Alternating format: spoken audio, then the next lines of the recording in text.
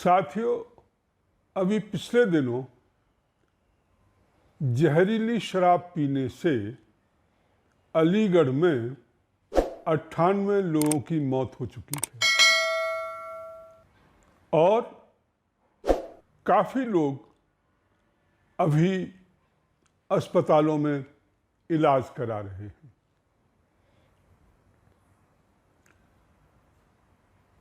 इसमें जो मर गए, जो बचे रहते हैं, किसी की आंखें खराब हो जाती हैं, अंधे हो जाते हैं, किसी के फेफड़े या लंग्स खराब हो जाते हैं, परमानेंटली कुछ ना कुछ उनके साथ प्रॉब्लम चलती रहती है। और दुर्भाग्य की बात यह है कि प्रशासन, शासन सब घटना होने के बाद जागते हैं, एक्टिव रहते हैं थोड़े समय के लिए और उसके बाद फिर पहले जैसा नॉर्मल हो जाता है, सामान्य सा चलने लगता है।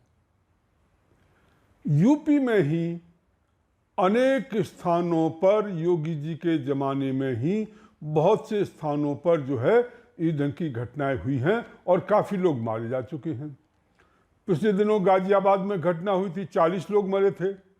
बुलंदशहर में भी काफ़ी लोग मरे थे। उत्तराखंड और से संबंधित जो पास के ज़िले हैं उनमें पिछले दिनों घटना हुई थी, उसमें काफ़ी लोग मारे गए थे। इस ढंग की घटनाएं लगातार हो रही हैं और अकेले ऐसा नहीं कि उत्तर प्रदेश में हो रही हूँ, ऐसा कोई प्रदेश नहीं है जहाँ पर इस ढंग की घटनाएं न होती हों। पिछले दिनों पंजाब में हुई, 130 लोग मारे गए। दूसरे प्रदेशों में भी ऐसी घटनाएं हो रही हैं, लोग मरते रहते हैं और जिस समय लोग मरते हैं तो उस समय सरकार अपना बचाव करने के लिए कुछ कार्रवाई कर लेती है, कुछ लोगों को गिरफ्तार कर लेती है और उसके बाद फिर नॉर्मल हो जाता है। आखिर ये प्रशासन और ये शासन व्यवस्थाएं चाहे किसी भी पार्टी की हों, चाहे बीजेपी हो, कांग्रेस हो, समाजवादी पार्टी हो, बीएसपी हो और कोई हो, ये आखिर क्यों नहीं सतर्क रहते, क्यों नहीं अपने आँख कान खुले रखते?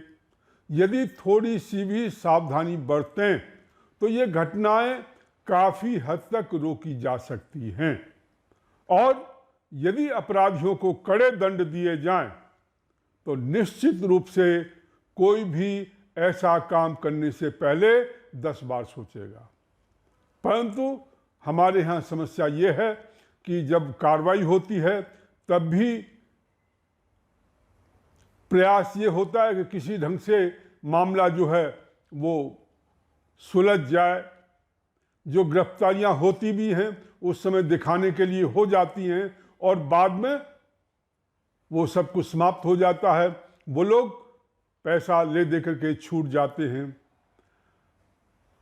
करप्शन की सबसे बड़ी समस्या है भ्रष्टाचार की और शराब के धंधे में इतना भ्रष्टाचार है, इतना पैसा मिलता है, चाहे शराब वैध हो चाहे शराब अवैध हो, दोनों ही तरह की शराब में इतना पैसा है कि उसके ऊपर राजनेता भी पलते हैं, उसके ऊपर अधिकारी भी पलते हैं, उसके ऊपर संबंधित विभाग भी पलते हैं और ये लोग केवल और केवल लालच के वशीभूत होकर अपनी आंख और कान बंद किए रहते हैं और उसमें गरीब जनता या दूसरे लोग वो मरते रहते हैं।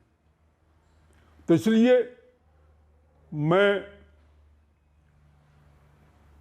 माननीय योगी जी से और भी जो जहां कहीं भी इस ढंग की घटनाएं हुई हैं उन सब से और सब राजनेताओं से अनुरोध करना चाहता हूं, ये जो बिना किसी अपराध के जो लोग मारे जा रहे हैं, केवल कुछ कारोबारी जो कि जहरीली शराब बनाते हैं और जहरीली शराब बना करके प्रॉफिट के चक्कर में या पैसे के लालच में और पैसा लोगों को दे करके, अधिकारियों को दे करके जो अपना धंधा चलाए रहते हैं, मैं कहना चाहता हूं कि इस धंधे को रोका जाए।